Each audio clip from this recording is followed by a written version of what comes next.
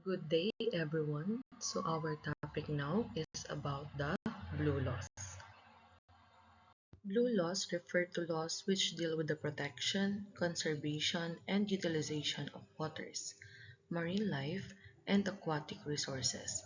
Blue laws encompass both inland waters such as rivers, lakes, and streams, and the seas and oceans, whether part of the country's territory or not. So, ano nga ba ang layunin ng Blue Laws? So, hindi lang ito basta pagbabawal.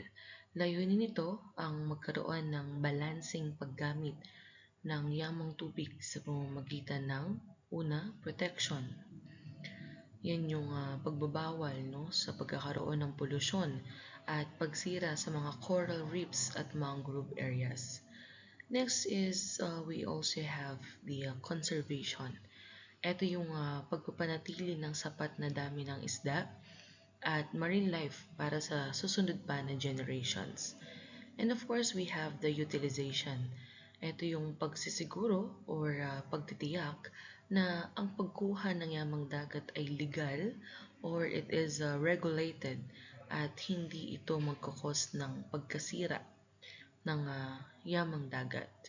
Like for example, bawal ang tinatawag nating dynamite fishing.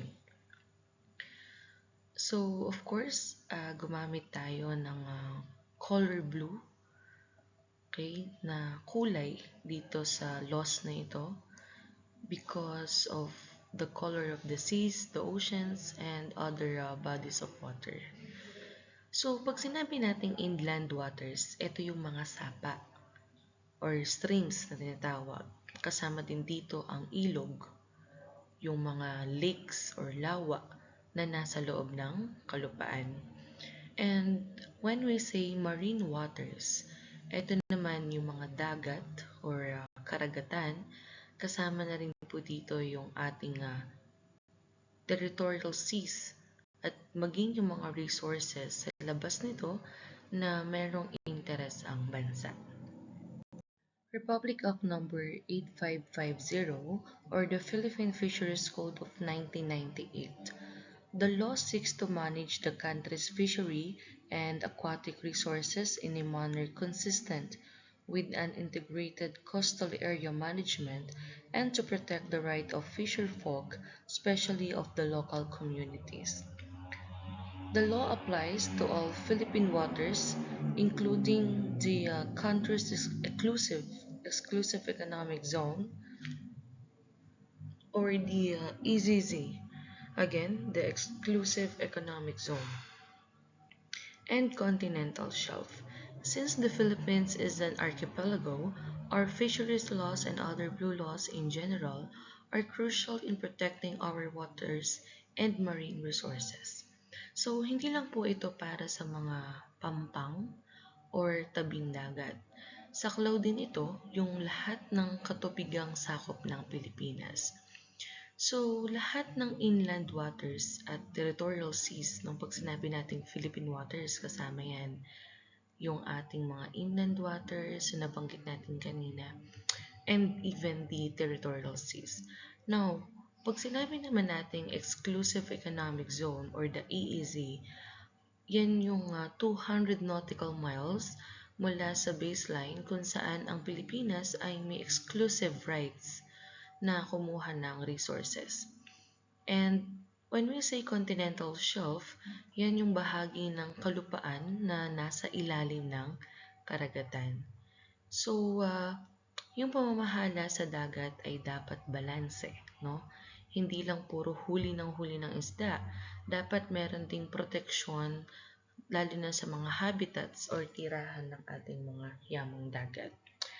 And also, binibigyan ng priority, okay, or mas priority ng batas ang mga lokal na mangingisda or the municipal fisher folks kesa sa mga malalaking business owners or yung mga commercial na barko, okay?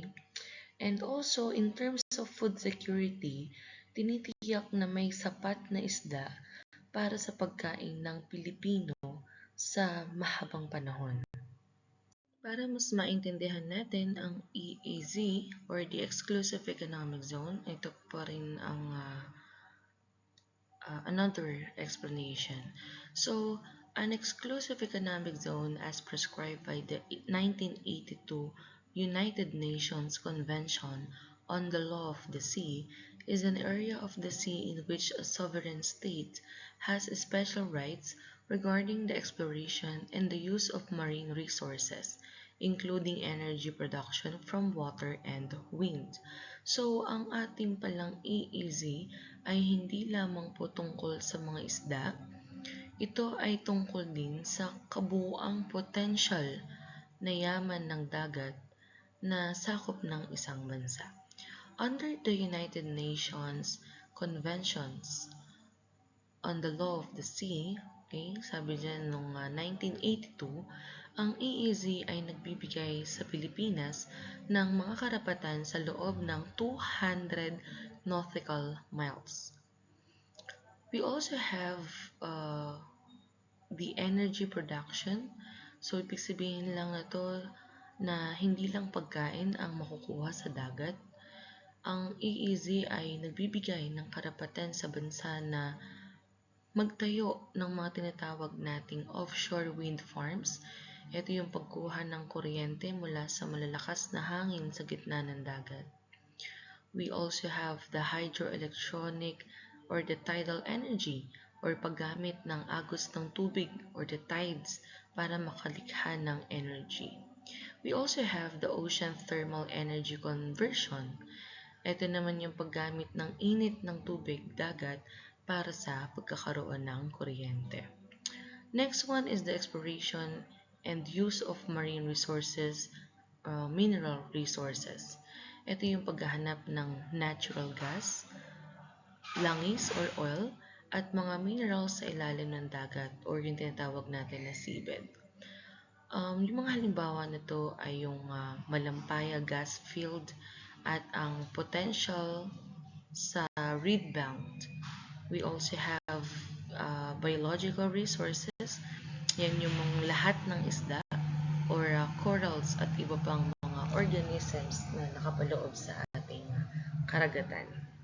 When we say Philippine waters, it includes all bodies of water within the Philippine territory, such as the lakes, rivers, streams, creeks, brooks, ponds, swamps, lagoons, gulfs, bays, and seas, and other bodies of water now existing or which may hereafter exist in the provinces, in cities, municipalities, and barangays, and the waters around, between, and connecting the islands of the archipelago, regardless of their breadth and dimensions, the territorial sea, the seabeds, and the insular shelves, and all other waters over which the Philippines has sovereignty and jurisdictions, including the 200 nautical miles exclusive economic zone and the continental shelf. So, pag sinabi nating inland at external waters, hindi lang dagat ang protektado, no? Kasama rin yan lahat ng tubig na nakikita natin sa loob ng mga provinces and even in barangays. So, mula sa pinakamaliit, just like yung mga creeks o yung sapa, and also brooks, hanggang sa malalaking lawa, lakes or rivers, kasama po yan. Kasama rin po yung mga swamps, okay, and even the lagoons, and even the man-made or natural, like kahit yung mga, what do you call this, the hereafter, yung mga tatawag na hereafter exist, o yan yung mga gagawin pa lang o lilitaw pa lang na uri ng katubigan sa hinaharap ay sakop na din po ng batas. And also, yung ating tinatawag na archipelagic doctrine or the waters between islands, ito yung pinaka-importante na bahagi, no, ng isang archipelago gaya ng Pilipinas. Sinasabi ng batas na ang lahat ng tubig around, between, and connecting the islands ay bahagi ng ating territory, gaano man ito kalawak or kalalim. So, ibig sabihin, ang dagat sa pagitan ng Mindoro at Panay o ang dagat sa loob ng Sulu Archipelago ay hindi international waters. Ito ay internal waters natin. Ano pa? We also have the extended jurisdiction, just like the territorial seas.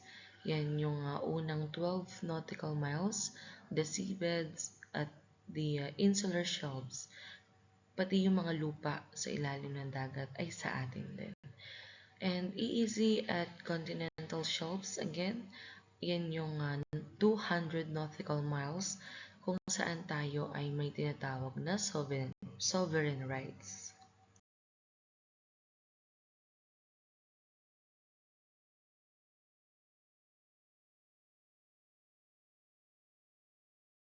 So here are the most violated acts under the Republic Act number 8550 or the Philippine Fisheries Code of 1998. So isa-isahin natin. Section 87, poaching. This is simply the fishing by foreigners or by a foreign vessel within Philippine waters or Philippine territory. So, mahalagang maintindihan natin, no, sa nasa batas na yan ay itinuturing ito na seryosong banta, hindi lang sa ating yamang dagat, kundi na rin sa ating national sovereignty. So, sinasabi dito na ang paggamit at pakikinabang sa ating mga marine resources ay exclusive lamang sa mga Pilipino. Bawal ang foreigners kahit gaano pa sila kayaman o kagusto nilang tumulong sa ating bansa. Hindi sila pwedeng mangisda sa loob ng Philippine waters nang walang permiso. Dahil archipelago tayo, kahit ang mga gitna ng dagat na nasa pagitan ng ating mga isla ay itinuturing na internal waters kung saan bawal ang poaching. Sa ilalim ng Section 87 ng RA 8550, mayroon tayong tinatawag na presumption of poaching. Ito yung kapag may nakitang foreign fishing vessel sa loob ng Pilipinas or ng Philippine waters, ang batas ay nag-a-assume na nangingisda na sila or gumagawa na sila ng poaching. So dito, hindi kailangan na makita silang aktwal na humahatak ng lambat. Ang pagpasok pa lang ng barko na may kagamitan ng pangingisda ay sapat na para sila ay hulihin at sampahan ng kaso. So the penalty is 100,000 US dollars. Naka-dollar yan, no? Kasi nga foreign yung involved person. So again, the penalty is 100,000 US dollars. At kukumpiskahin yung kung ano man yung nahuli nilang mga lamang dagat at yung mga kagamitan na ginamit nila sa pangingisda at yung mismong barko nila ay kasama din. Bakit siya considered no na mostly or most commonly violated? Sobrang haba kasi no nung vast coastline natin o yung baybayin natin. Kaya mahirap bantayan lahat ng sulok laban sa mga dayuhan. And also, ang West Philippine Sea at Sulu Sea ay sadyang mayaman sa isda kaya dinadayo ito ng mga illegal foreign fishers. Next is fishing through illegal means.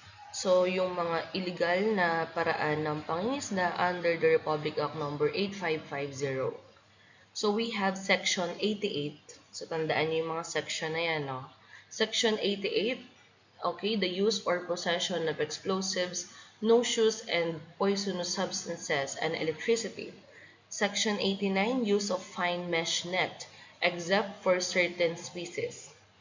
Section 90, use of active fishing gear in municipal waters at base or fishery management areas. Section 92, fishing with gear or method that destroys coral reefs and other marine habitats such as the Muro Ami. And Section 93, use of superlight. So lahat na nabanggit na yan ay kinoconsider yan as illegal fishing. So, una, Section 88, again, the explosive, poison, and electricity.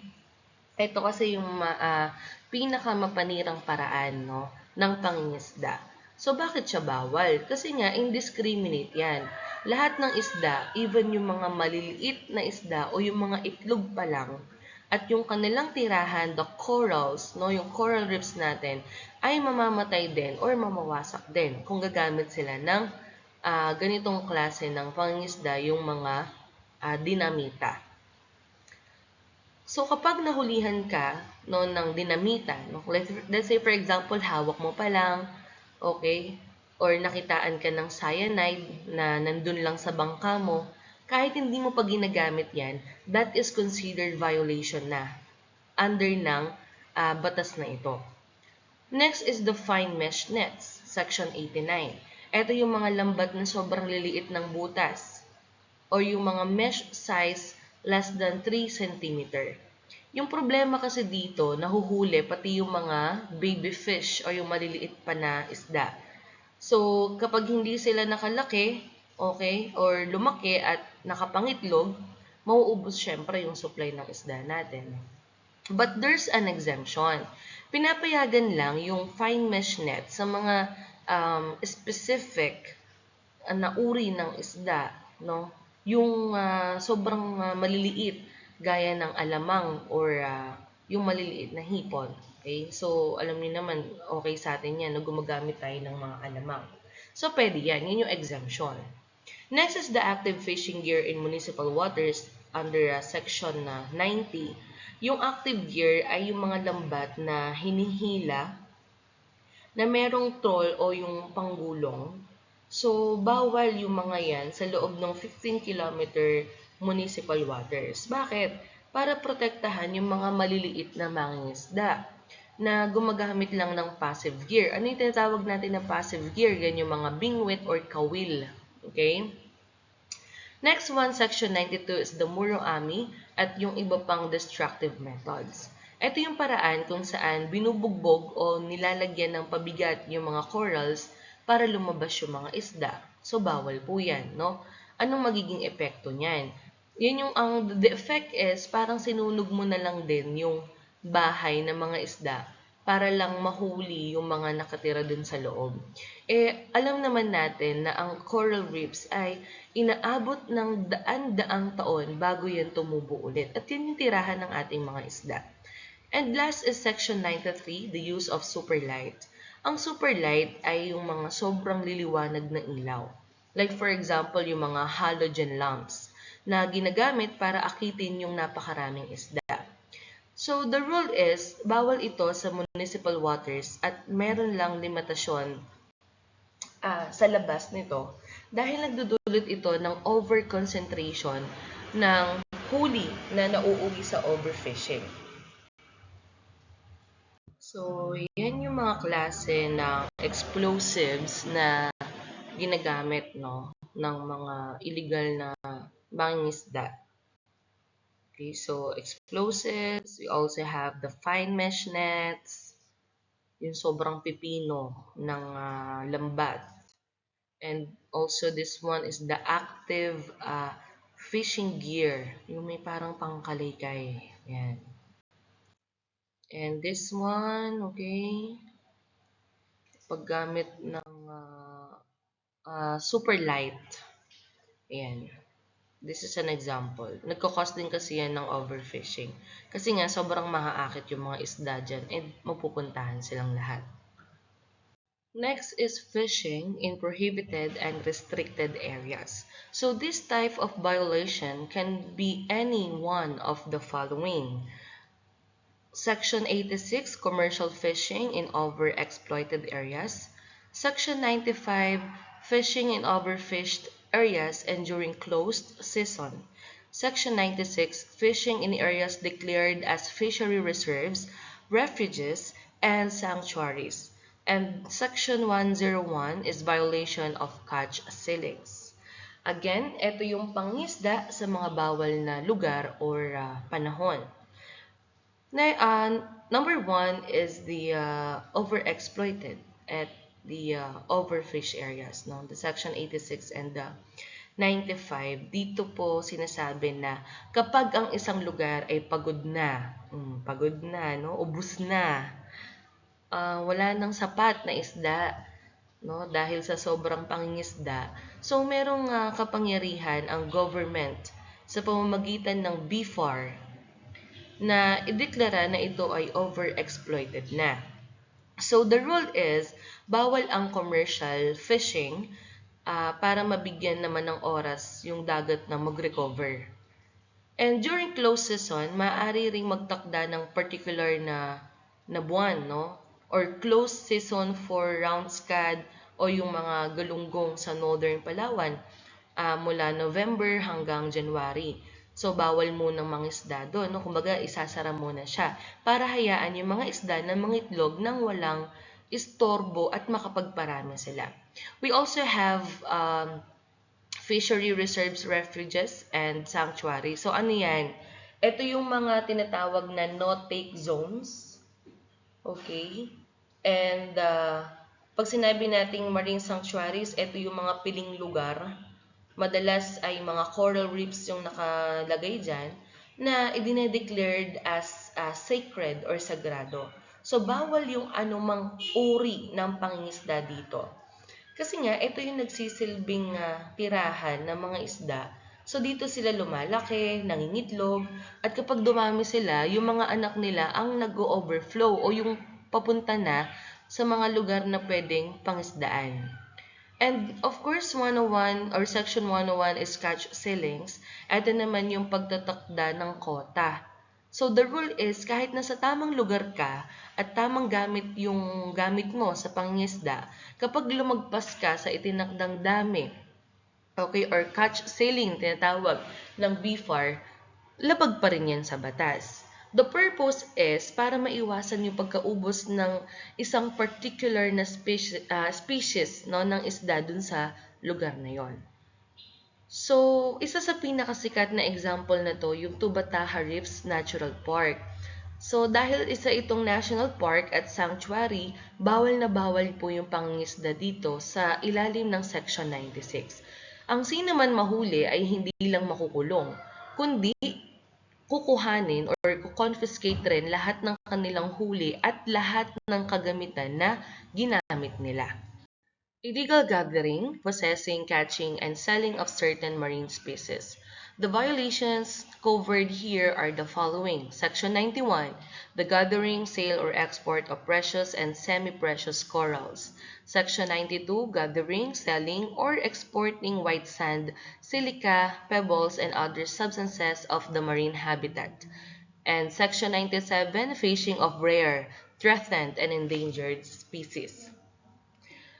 So, pag sinabi natin sa Section 91, the precious and semi-precious corals, ito yung mga corals ay, yung mga corals ay hindi lang nagsiserve as decoration.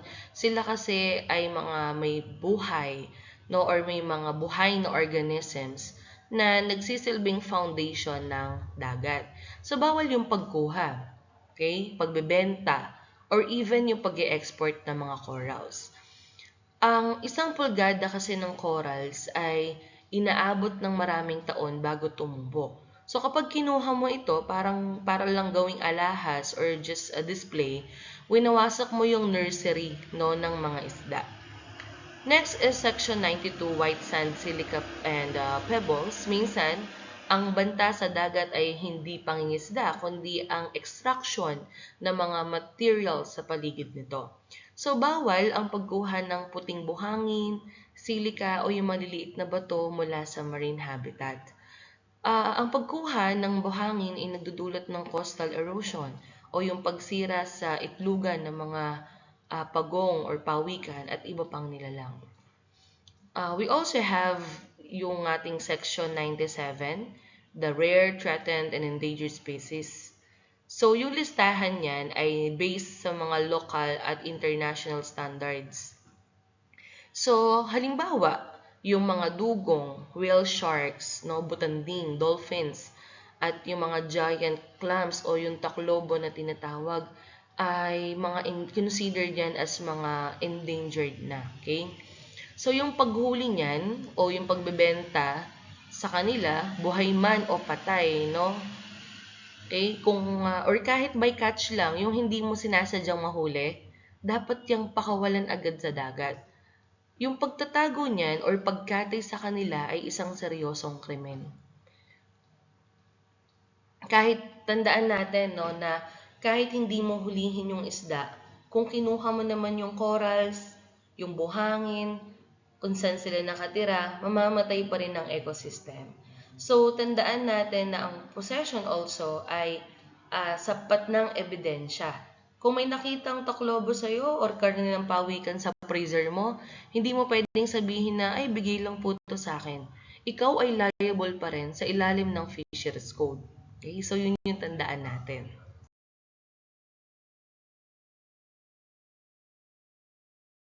Section 102 or the aquatic pollution. This violation has been defined in RA number 8550 as the introduction by human or machine directly or indirectly of substances or energy to the aquatic environment, which results or is likely to result in such deleterious effects as to harm the marine environment and human health. It includes activities such as fishing and navigation, transportation, and deforestation. So ano yung tinuturing natin na aquatic pollution?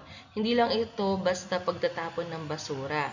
According sa batas natin, ito ay ang pagpapasok ng anumang substances, or chemical man yan, langis, or plastic, or even energy, yung init or the radiation na nakakasama sa ating marine life. Kasi pinapatay po nito yung ating mga isda at corals. Pagdating naman sa human health, nilalason yung ating kinakaing seafood o yung ating iniinom na tubig. And nakakaabala po ito sa pangingisda at sa turismo. So, ano pa? Sinasabi din sa Section 102 na ang polusyon ay hindi lang galing sa mga pabrika. Kasama rin dito yung fishing and navigation, yung pagtaas ng langis mula sa mga bangka or barko, or pagtagas rather, o yung tinatawag natin na oil spills. Transportation, yung pagtatapon ng dumi o basura mula sa sasakyang pandagat. And even deforestation o yung pagkakalbo ng kagubatan ay kasama. Nakakapagtaka, di ba? Bakit kasama yung gubat sa blulos, yung sa deforestation? The logic here is, kapag kinalbo ang dagat, walang puno na ang pipigil sa lupa. So kapag umulan, ang lupa ay dadaloy sa ilog papuntang dagat. So tinatawag natin yan as siltation. Siltation or yung putik, no? So yung putik na yan, yung dahilan na nilulunod or malulunod yung mga coral reefs because of that putik, and of course papatay yun sa mga isda. So ano yung parusa, no? Pagka na-violate mo tong Section 102. So, sa RA 8550 natin, it has imprisonment of 6 years and 1 day up to 12 years and the fine of 80,000. Yan ay under the 8550. Pero kasi meron kasi tayong bagong batas and wala rin yun sa notes na na-provide ko, no? Nabago siya or mas tumaas yung penalty niyan sa bagong batas natin, which is the Republic Act number 10654. So can you imagine, from 80,000 tatalon siya hanggang 1 million to 10 million, depende sa lala ng polusyon na dinulot. Okay. And ano pa, ang sabi din sa bagong batas, obligado na yung nag-pollute na o yung nag-pollute na tao or company, no, dun sa water ay kailangan or obligado sila na linisin nila yung kalat hanggang sa maayos ito, bumalik sa dati at bayaran yung mga pinsala sa mga mangingisda. Construction and operation of fish pens without a license or permit. This is under Section 103E and obstruction to navigation or flow and ebb of tide in any stream, river, lake, or bay, Section 103D. These two forms of violations can directly or indirectly cause pollution of waterways, siltation, and flooding. The natural flow of the rivers and other bodies of water needs to be maintained in order to ensure the continued ecological balance of the same. So, yung pagtatayo at pagpapatakbo ng mga fish pens o yung mga baklad ng walang permit or license ay ipinagbabawal or considered as a violation of this law. So, bakit kailangan ng permit? Ang gobyerno po ay nagtatakda ng tinatawag nating carrying capacity. Kung masyadong maraming fish pens sa isang lawa, gaya na nangyari sa Laguna de Bay o yung Taal Lake, hindi na makakahinga yung tubig. Ang problema, yung labis na pakain o yung mga feeds at yung mga dumi ng isda sa mga pen na yan, okay, ay nauuwi sa aquatic pollution at magkokos siya ng fish kill. Kapag walang permit, hindi na monitor ng BFAR kung tama pa ba yung dami ng isda. And next is the obstruction to navigation. Ito naman yung paghaharang sa natural na daloy ng tubig, the ebb and flow, sa mga ilog, sapa o dagat. Ang mga ilog ay nagsisilbihan na parang highways ng mga maliliit na bangka. Kung puno ito ng fish pens, hindi na sila makakadaan o hindi na makakadaan yung mga tao. Ang tubig ay also kailangan na dumaloy, no, para magkaroon ng oxygen. Kapag hinarang mo yung daloy niya, nagiging stagnant yung tubig. So pagka ganun, namamatay yung mga organisms na nakatira dito at nagkakaroon ng masangsang or mabahong amoy. So eto na nga yung sinasabi kong bagong batas, the RA number 10654. It is an act to prevent, deter, and eliminate illegal, unreported, and unregulated fishing or yung IUU fishing. Amending Republic Act number 8550, otherwise known as the Philippine Fisheries Code of 1998 and for other purposes. So, isinabatas po ito noong February 27, 2015 pa naman. So dito, kung ang RA 8550 ay nakafocus more on sa management, yung RA 10654 po ay nakafocus siya sa enforcement at deterrence, yung pagpigil sa krimen. What is the heart of RA 10654? Understanding IUU fishing. Okay, so what is IUU fishing? It refers to the framework adopted by the Philippines to align with international standards in protecting marine wealth. So, tingnan natin tong table, no, para mas maintindihan natin. Dati kasi, ang focus lang ng batas ay yung illegal fishing. Ngayon, sinali na din po dito yung illegal, unreported, and unregulated. Pag illegal, yun yung pangingisda ng walang permit, 'di ba? O kaya pangingisda sa bawal na lugar. Pag unreported, yung pangingisda na hindi dinedeclare or nire-report or mali yung report about sa dami ng huli. And pag unregulated naman, yan yung pangingisda sa mga lugar na walang rules or hindi sumusunod sa conservation laws ng ating bansa.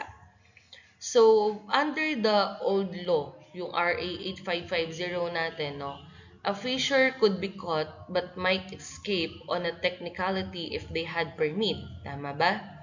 But here, under the RA 10654, even if you have a permit, if you don't report your catch or you fish in unregulated ways, you are still liable for millions of pesos in fines. So, yun yung kinaibahan ng dating batas natin, no? The RA 8550 at yung batas natin na to ngayon na RA 10654. Tandaan nyo lang yung IUU, the illegal, unreported, and unregulated. So, dito sila mas nag-focus. Ito ang pinakamalaking pagbabago. Mula sa libo-libong multa lang, sabi din sa RA 8550, di ba, meron lang 80,000. Pero pansinin ninyo dito sa bagong batas natin, Okay, the RA 10654, naging milyon-milyon na yung penalties. Kaya nakalagay dyan, sky-high fines, the price of illegal fishing. So, can you imagine, pag poaching, ang sabi lang sa, or under the old law na R8550, 100,000 US dollars. Pero nung inamend na yan, okay, under the RA 10654, naging 600 US dollars to 1 million dollars. So, sobrang laki, di ba? Commercial fishing, from 2,000 to 10,000, naging 50,000 to 5 million. It depends upon the severity. Aquatic pollution, from 80,000, naging 300 to 15 million. Depende pa yan hanggang sa malinis mo yung na-pollute mo. Tapos bayaran mo pa yung mga mangingisda na naapektuhan yung kabuhayan, nagkasakit. Diba? So, sobrang laking gastos.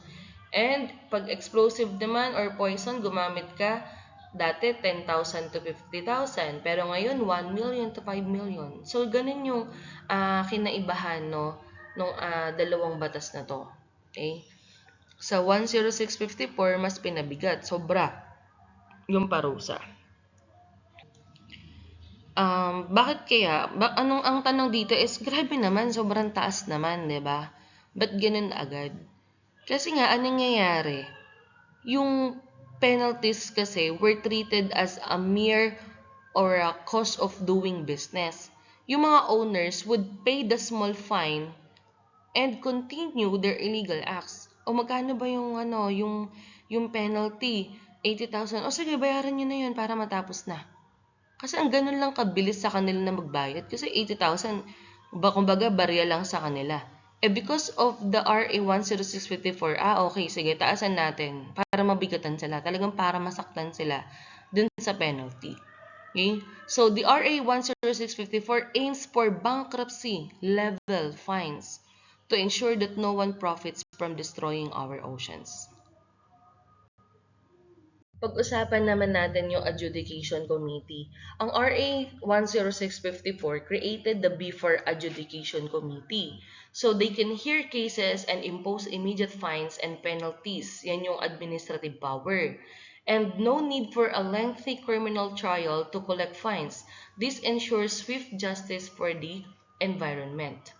Sa old way kasi, sa RA 8550, yung violators were prosecuted primarily through the regular courts, and cases took years to resolve, allowing illegal fishers to continue their operations.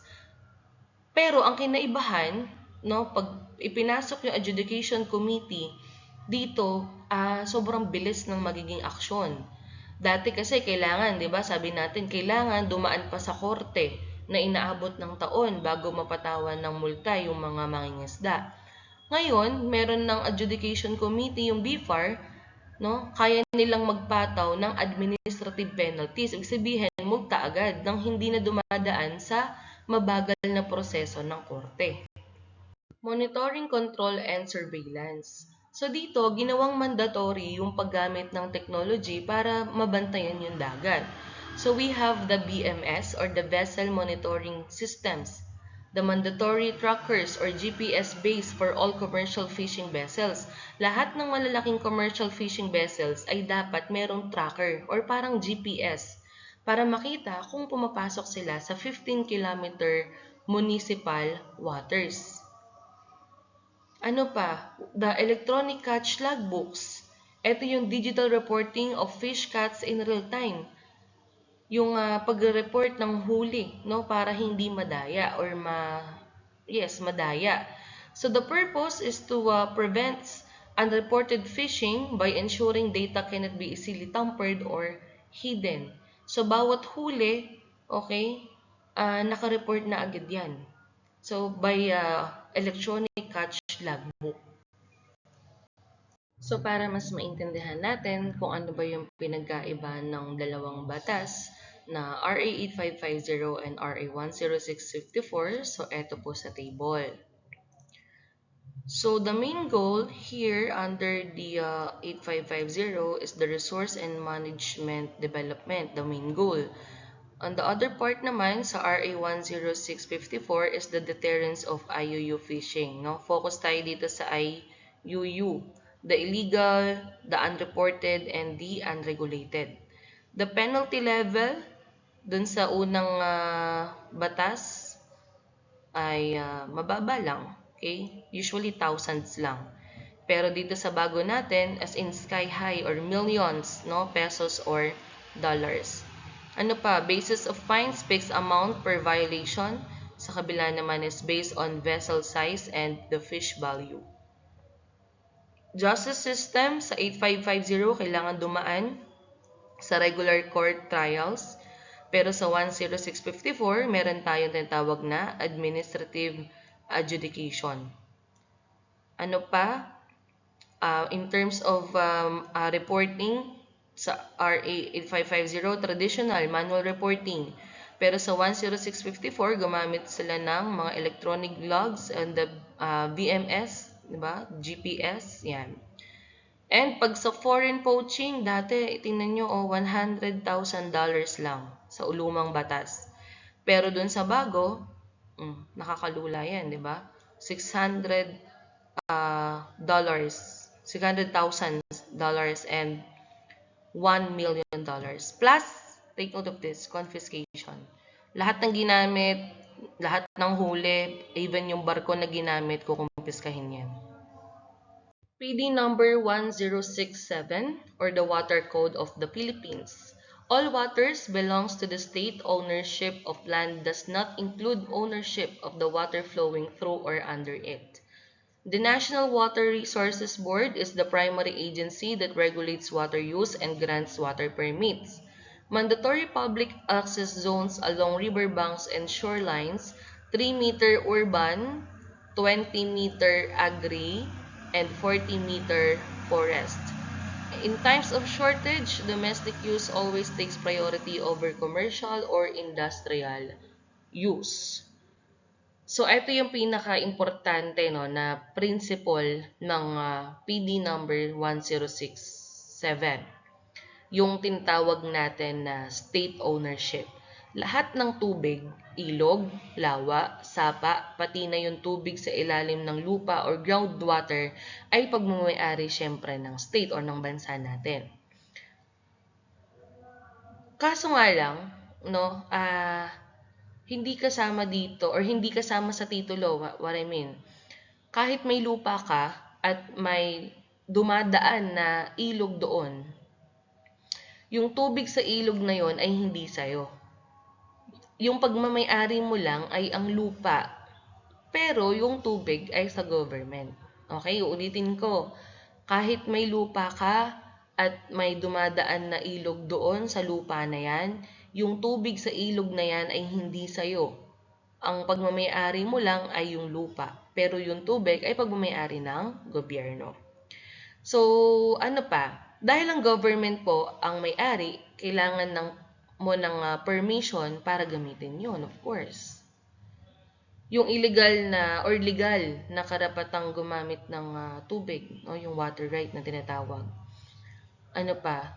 Water permit, yung dokumentong nagpapatunay na binibigyan ka ng gobyerno sa pamamagitan ng Natural Water Resources Board or NWRB ng karapatang kumuha ng tubig para sa irrigation, industrial, or domestic use. There's an exemption, pwede kang kumuha ng tubig nang walang permit kung ito po ay para sa domestic purposes. Ano yon? Yung pambahay lang. No? Gamit lang yung timba, pang-urong lang, panligo lang. So, pwede na yon. Di mo naman na kailangan kumuha ng permit. Next is the easement zone. Ang easement ay ang space sa tabi ng pampang na dagat, no, na laging open to the public. Okay? So, meron po kasing required distance. So, pag sinabing or pag sa mga agricultural areas or urban areas, 3 meters. Pagka sa agricultural areas o yung mga bukid, 20 meters. Pag forestry areas or bundok o gubat, 40 meters. So, bakit yan importante? Sinasabi lang dyan na bawal magtayo ng bahay, pader, or anumang structure sa loob ng mga distance na nabanggit natin. Ito po ay para sa public use, recreation, navigation at maintenance ng daluyan ng tubig. So, kasama din po dito sa PD number 1067, yung ating unauthorized extraction, yung pagbubutas ng deep well o pagkuha ng tubig sa ilog ng walang permit from NWRB. Yung pagtatapon ng dumi o basura na nakalasan sa tubig, of course, bawal din po yan. Pagharang sa daloy ng tubig, like for example, paggawa ng mga dam ng walang permit, no, or permission. So lahat po yan ay under the PD number 106 or the Water Code of the Philippines. Now, nabanggit dito yung priority of water use. Domestic use or yung human consumption shall always take precedence over all other uses during water shortages. So, in case na meron tayong pinagdadaanan na water shortages, no, kulang na kulang yung tubig, so ang pinaka-priority po dito is the domestic use, yung for human consumption. So, this is the hierarchy of water use. Pinakauna, the domestic purposes. Ano yan? Yung pang-inom or inumin, pangluto, pangligo. Again, yan yung laging number 1 priority. Susunod naman is municipal purposes. Yan yung mga pang-public services gaya ng bumbero. Irrigation, gamit yan sa pagsasaka, no? Importante yan, lalo sa atin sa Nueva Ecija kasi nga puro tayo bukid, no? Sa palay. Power generations, yung mga hydropower plants. Fisheries, industrial use, recreational use, yung resorts, no? Swimming pool, yun yung pinakahuli, syempre. So, bakit yan mahalaga na pag-usapan, no? Ibig lang sabihin yan, sa ilalim ng batas natin, pwedeng ipatigil ng NWRB yung pagkuha ng tubig ng mga pabrika o resort para lang masiguradong may mainom yung mga tao sa bahay nila, lalo na sa panahon na meron tayong crisis pagdating sa tubig. No ownership of flow. No person shall divert, obstruct, or change the natural flow of river streams without a permit. So, bawal po ang basta-basta sa ilog. Ibig sabihin, may mga rules para sa mga taong nakatira malapit sa katubigan para maiwasan po yung sakuna. Okay? So, bawal po yung magbungkal o magsaka sa pampang ng ilog o lawa kung ito ay magdudulot ng pagguho ng lupa o yung tatawag nating erosion. Ano pa? May mga lugar na idinedeclare as flood control areas. So, pagka ganon, bawal pong magtayo ng kahit anong structures, pader, bahay, dam, nang walang permit, no, or permission dahil baka lalong bumaha sa ibang lugar. Prohibited acts on riverbanks, building of structures within the easement zones, dumping of waste or pollutants into the water body, and planting of crops that cause soil erosion on the banks. So, balikan natin yung easement na 3 meters urban, 20 meters agri, at 40 meters forest. Marami nag-aakala na dahil easement ito or dahil nga easement yan, public property na siya. So, the rule is, ang lupa ay pwedeng pagmamayari mo pa rin kung nasa titulo mo. Pero, ang batas ay nagpapataw ng tinatawag na legal easement. Ibig sabihin, obligado kang payagan yung mga tao na dumaan doon sa lupa na yan para sa pangisda, pagdaan ng bangka, or pag-rescue. Bawal mong bakuran yung pangpang hanggang dun sa tubig kahit sabihin mo na sa'yo yun, no? Or may titulo ka. Again, tandaan natin yung easement, no, na yung suka 3 meters urban, 20 meters agri, at 40 meters forest. Again, bawal mong bakuran. Okay? Bawal kang magdamot. Obligado kang payagan dyan yung mga tao na dumadaan para mangisda, idaan yung kanilang bangka, or pagka may kailangan na i-rescue. We have Republic Act number 4850, the Laguna Lake Development Authority Act or the LLDA Act. This was established in 1966 as a quasi-government agency that leads, promotes, and accelerates sustainable development in the Laguna de Bay region.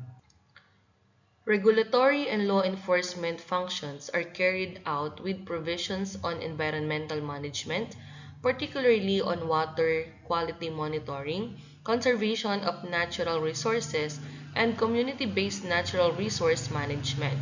Special attention is given to the Laguna Lake due to its significance as the largest freshwater lake in the country and its impact on its nearby areas and provinces, especially Metro Manila.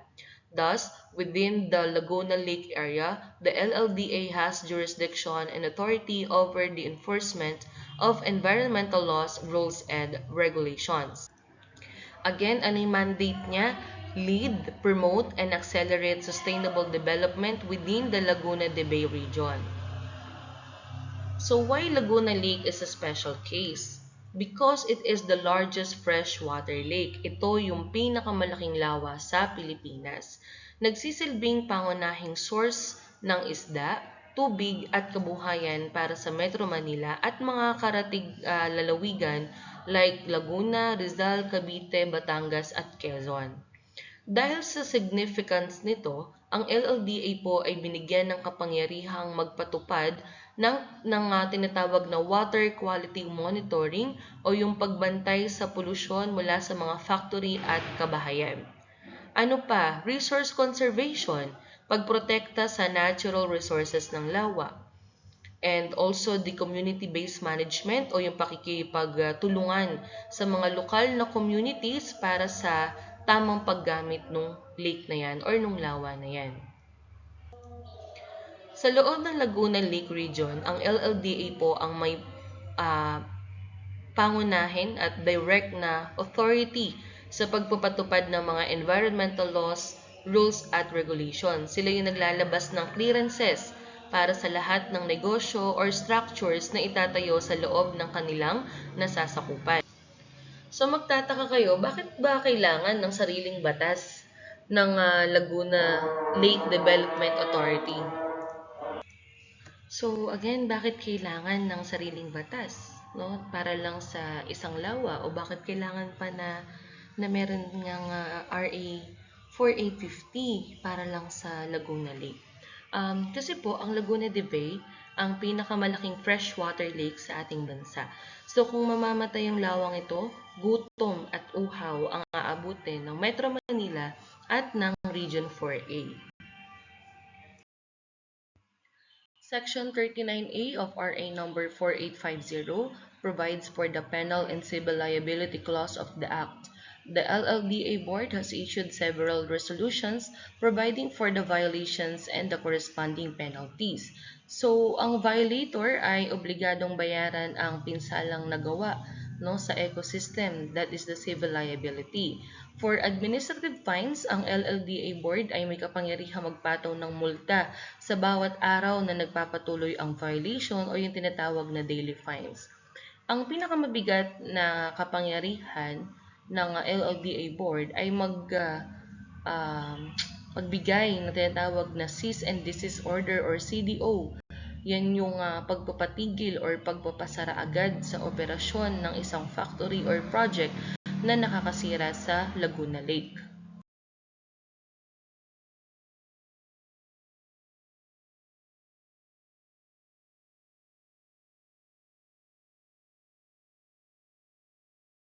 General Prohibition, Section 27, Resolution Number 33. The prohibitions include undertaking development or a project without LLDA clearance, disposal or throwing of any organic or inorganic substance in water, form that causes pollution, disposal of toxic and or hazardous substances without authorization from the LLDA. So tandaan natin, no, LLDA clearance ay illegal, no? So, kahit sa sarili mong lupa ka magtayo, basta nasa loob ka ng Laguna de Bay Region, halimbawa sa Rizal or Laguna, kailangan mo ng basbas nila o kailangan na meron ka mo ng LLDA clearance. Kung wala ka na to, illegal po yung development na yan under the Section 27. So, hindi lang sila taga-monitor, sila din ay may kapangyarihang magparusa sa ilalim ng section na 39A. So ayon sa Resolution number 33, tatlo ang pinakakaraniwang violation. paggawa ng proyekto ng walang clearance, pagtatapon ng kahit anong dumi sa tubig at ang pinakadelikado ay ang pagtatapon ng toxic waste. Ang nakakatakot dito, ang LLDA ay pwedeng mag-issue ng cease and desist order. Ibig sabihin, kahit gaano pa kalaki yung factory mo, pwedeng ipasara ng LLDA yan sa loob ng isang araw kung mapapatunayang nilalason mo ang Laguna de Bay. Halimbawa lang ito, hindi lang ito, no, usaping pera. Ito ay usaping liability sa kalikasan at sa susunod pa na generation. Again, these are the three common violations or in the general prohibitions. No LLDA clearance, undertaking any development or project, construction, industrial, or aquaculture without prior approval from the LLDA. Next, water pollution, disposal or throwing of any organic or inorganic substances in water from that causes pollution of the lake. And toxic hazardous waste, disposal of toxic or hazardous substances without a specific authorization and proper permits from the LLDA. Again, these are the three common violations.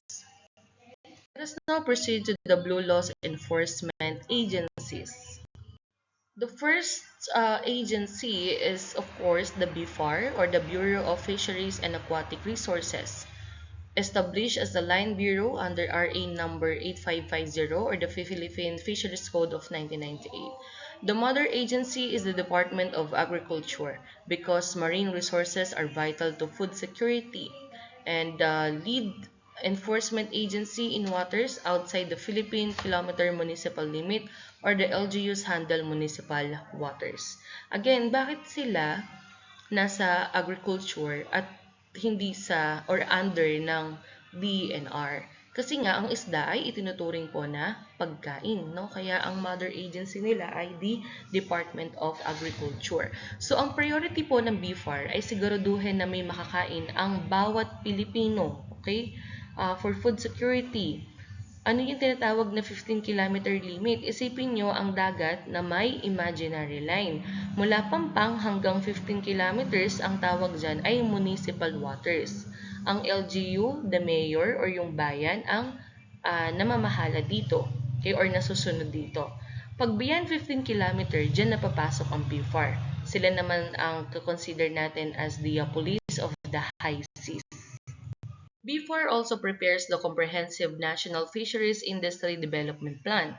The issues licenses for commercial fishing vessels and monitors international fishing agreements. The implements inspections system for the import and export of fishery products to meet international safety standards, and coordinates with LGUs to maintain sanitation in fish markets and helps build their technical capacity for resource management. So, sila ang nagpaplano, no? Kung paano papalakasin ang industriya para hindi tayo maubusan ng isda sa hinaharap. Yung tinatawag na the Industry Development Plan. Now, sila rin yung nagbibigay ng permit sa commercial fishing vessels o yung mga malalaking barko. Sila rin yung nagbabantay sa mga international agreements para hindi tayo dehado kapag may ibang bansa na nakikipag-partnership sa atin sa pangingisda. Kapag may isdang papasok sa Pilipinas, no, i-import o kaya ilalabas sa ibang bansa or export, dadaan din po yan sa BFAR. Sinisiguro nila na walang lason, walang sakit, at world class ang quality ng isda. Tinutulungan nila ang mga LGUs, halimbawa tuturuan nila yung mga local officials kung paano ang tamang sanitation sa mga palengke, okay, para hindi mapanis o madumihan yung mga isda kasi nga kinakain natin ito, so dapat maayos at malinis. BFAR also collaborates with the DND, DILG, and DFA for the monitoring, control, and surveillance of Philippine territorial waters. They also settles disputes regarding resource use and allocation in consultation with fisheries councils. So, pag sinabi nating DND, yan yung Department of National Defense or the Philippine Navy. So, dahil ang BFAR po ay walang malalaking barkong pandigma, ang Navy yung nagpapahiram sa kanila. Sila ang may mga radar system at malalaking barko na kayang pumunta sa gitna ng malalalim na dagat. At sila ang humaharang sa mga dayuhang barko or mga foreign vessels o yung mga dambuhalang illegal fishers na hindi kayang tapatan ng maliliit na patrol boats. So sila ang deterrent or panakot sa mga gustong magnakaw ng isda natin. And also, nakikipag-collab din sila sa DFA or Department of Foreign Affairs. Sila yung nagsisilbing tagapagsalita ng bansa sa mundo. Bakit sila kasama? Kasi ang dagat natin ay madalas pasukin ng mga taga-ibang bansa. Kapag ang nahuling illegal fisher ay dayuhan, hindi lang ito basta kaso ng pangingisda, nagiging international issue na ito. So, ang DFA ang humaharap sa mga embassies at international courts para protektahan ang ating sovereignty at karapatan sa ating exclusive economic zone. So, ano yung role ng Fisheries and Aquatic Resource Management Council or yung FARMCIS? So, hindi nagdedesisyon ang BFAR ng mag-isa. Kasama nila ang mga Fisheries and Aquatic Resource Management Councils. So, sino yung mga yan? Sila yung mga grupo na binubuo ng mga mismong mangingisda, NGOs at local officials. Bakit sila mahalaga? Siyempre, sila yung boses ng community. Sila yung nagbibigay ng payo at recommendation sa BFAR at LGU para masiguradong ang batas ay patas para sa mga maliliit na mangingisda. Next agency is the Philippine Coast Guard. We have Republic Act number 9993 or the Philippine Coast Guard Law of 2009. So, the primary role is to promote safety of life and property at sea and safeguard marine resources. The mother agency of the Coast Guard is the Department of Transportation, and its core functions are search and rescue, maritime security, and marine environmental protection. So, ang PCG po, ang ating coastal shield. According to Republic Act number 9993, hindi lang sila basta guard, no? Sila ay ang responsible sa search and rescue. Sila yung bida kapag kaming sakuna sa dagat para protektahan ang buhay at ang ari-arian. Ano pa? Environmental functions, offshore pollution control, oil spill response, and hazard removal. So, sila yung nagbabantay sa mga pollution na nanggagaling sa mga barko o mga structures sa gitna ng dagat or offshores. Sila rin yung first responders kapag ka po may oil spill. Sila ang may gamit para harangan at sipsipin ang langis bago ito umabot sa mga dalampasigan at masira yung mga bakawan o yung mga mangroves. Kung may lumubog na barko o may palutang-lutang na delikado sa mga dumadaang sasakyan pandagat, trabaho din po ng Philippine Coast Guard na alisin o sirain ito para hindi madisgrasya or makasira sa kalikasan. And they also assist in the enforcement of laws regarding fisheries and forestry, controlled chemicals and dangerous drugs, immigration, tariff, and customs. Ang PCG po, para siyang masasabi natin as all-in-one assistant sa dagat. Okay, or guards, or authority sa dagat. Tinutulungan nila yung BFAR sa pangingisda, ang DENR sa forestry, like illegal logging na dinadaan sa barko, at pati ang Bureau of Customs pagdating naman sa smuggling. So kapag usapang dangerous drugs at controlled chemicals at ito ay sa dagat, sila rin po ang nag-take charge dito. We also have Philippine National Police Maritime Group or the PNP-MG, a national operational support unit of the PNP. It covers Philippine Islands, coastal areas, ports, and harbors. The goal is to protect and sustain the maritime environment through law enforcement and public safety. So, ang PNP-MG po ay isang National Operational Support Unit. Ibig sabihin, sila ang specialized branch ng PNP na ang opisina ay wala sa kalsada, kundi nasa katubigan o yung trabaho nila ay nasa katubigan. So, hindi lang sila sa gitna ng dagat.